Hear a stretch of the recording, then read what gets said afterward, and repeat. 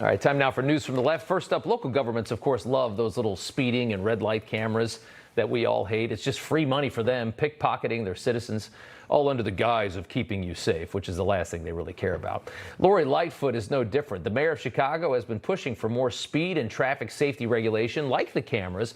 But according to CWB Chicago, they're calling her Lori Lightfoot, is racking up speed camera and red light tickets that go unpaid, according to city records. Two of the police-driven SUVs that shuttle this miserable mayor around town have racked up 3 speed camera tickets and 2 warnings in the past 14 months, they say. Here's stoplight footage of her SUV plowing right through a red light back in 2021. Oh, yeah, they don't care. We got the mayor. We can do whatever the hell we want. And to make matters worse, 2 of the speed violations that were found against her SUVs occurred in school zones with children present, according to the citations. But hey, kids don't matter. We got to get this little troll around town so she can ruin the city more. I'm not sure how Lori Lightfoot could be any worse at the job. The sad reality is, at big blue cities, the primary is the election, and that's the problem. The Democrat's going to win the general election. You know that. So the primary is the only thing that matters, and the furthest left person wins the race and ends up leading the city and running it right into the ground. That's what you have in Chicago and many other places.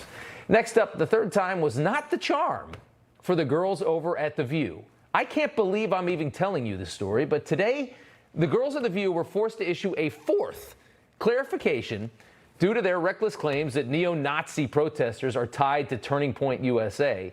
It took 4 tries. Here's the last. In Monday's conversation about Turning Point USA, I put the young people at the conference in the same category as the protesters outside. And I don't like it when people make assumptions about me, and it's not any better when I make assumptions about other people, which I did. So, my bad. I'm sorry. She did it, though, and then the first 3 times that they tried to do the correction, she kept doubling down on it every single time. So she meant nothing what she just said right there. And the fact that they had to do this, I mean, this has basically been the show for the whole week. It's hilarious. Moving along, PBS just announced they'll be releasing a documentary about the great Anthony Fauci in the spring of 2023. Of course, it's on PBS. It's part of their American Masters series, and it's called Tony, A Year in the Life of Dr. Anthony Fauci.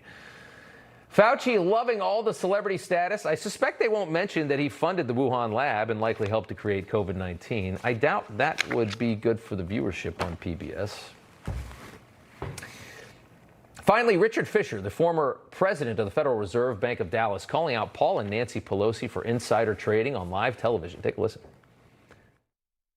With regard to the House and the Senate, clearly, people have taken advantage of inside information forever. I'm sorry to see that Paul Pelosi and Nancy Pelosi and others appear, it's all appearance right now, we don't know the facts, to have taken advantage of inside information. So something needs to be done. That's a big guy to call that out and to just say it blatantly like that on live TV. The Pelosi's got caught. Why do you think they sold NVIDIA a day before this was all done? They had to. They had been caught red-handed. If they were innocent, like they said they were, there's no way Paul Pelosi was selling that at any point until the bill was passed. That's why he bought it, because he knew the bill was going to be passed. Them selling it early just proves that they're crooked and proves that they got caught. If they really were honest, they would have just kept the stock, but they didn't, and that tells you everything you need to know. Democrats now say they're introducing a bill to prevent politicians and their spouses from buying and selling stock, so here's the good news. Now, all congressional insider trading, of which there is aplenty, will just have to be done by proxy. You can't use your husband anymore. So you just go find somebody else. Oh, yeah, buy that stock, and I guarantee it's going to go up, and then you're going to give me the money in 2 months.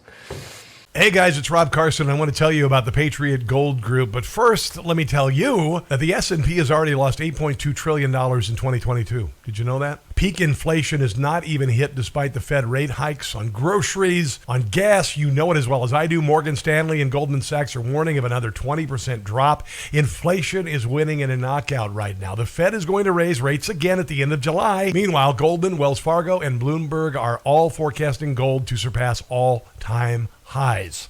If you want to invest in gold, call 888-936-2373 now. Call the Patriot Gold Group today and ask about their no-fee-for-life IRA. Sounds like a good deal, don't it? Here's the number, 888-936-2373. 888-936-2373 for the Patriot Gold Group.